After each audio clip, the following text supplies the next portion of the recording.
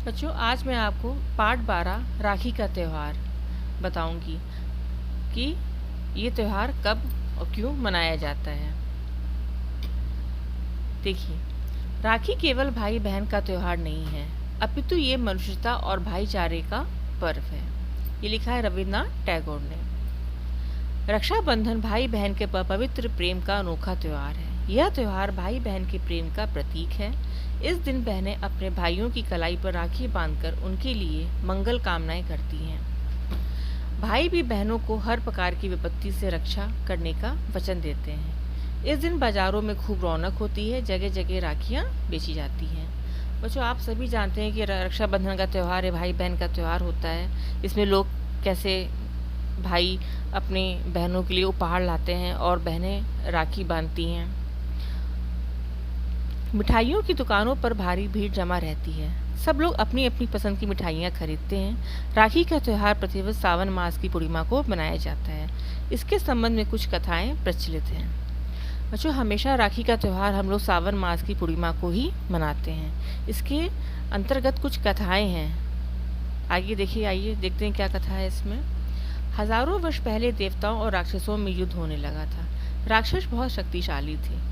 देवताओं के राजा इंद्र बार बार राक्षसों से पराजित हो जाते थे। इसलिए उनकी पत्नी शाची ने कठोर तपस्या करके उनके लिए रक्षा सूत्र तैयार किया। जब वे युद्ध के लिए जाने लगे तो शाची ने उनकी आरती उतारी, उनके माथे पर तिलक लगाया और उनके दाएं हाथ की कलाई में वह रक्षा सूत्र बांधा। यहीं से रक्षाबंधन का त्यौहार आरंभ हुआ। बच्चों, देवताओं और राक्षसों में युद्ध हो रहा था, तो राक्षस बहुत शक्तिशाली थे।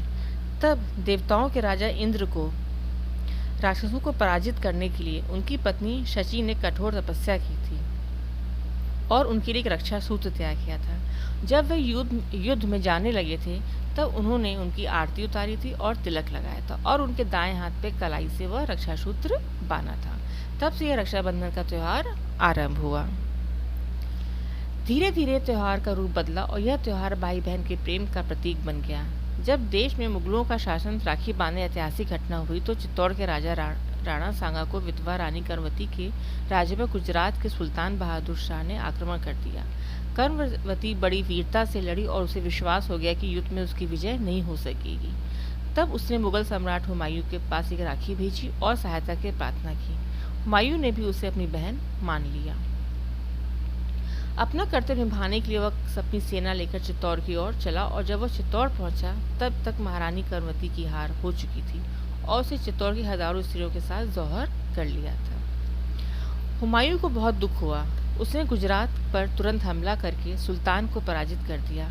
आज भी बहनें इस दिन राखी बांधते समय प्रार्थना करती हैं कि राखी उनके भाई को हर संकट से बचाए तथा भाई भी अपनी बहन की रक्षा का प्रण करते हैं। इसलिए राखी का बंधन रक्षा का बंधन कहलाता है।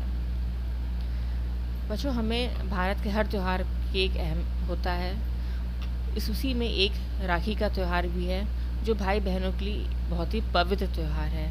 इस राखी के त्यौहार में भाई भी अपनी बहन की रक्षा का प्रण लेते हैं और बहनें भी इस रक्षाबंधन का ध्यान रखती हैं, इसकी अहम समझती हैं। आशा करती हूँ आपको ये राखी का त्यौहार समझ में आ गया होगा। जो एक त्यौहार के ऊपर है ये पाठ, इसको आप ध्यान से पढ़िएगा और समझिएगा। Thank you.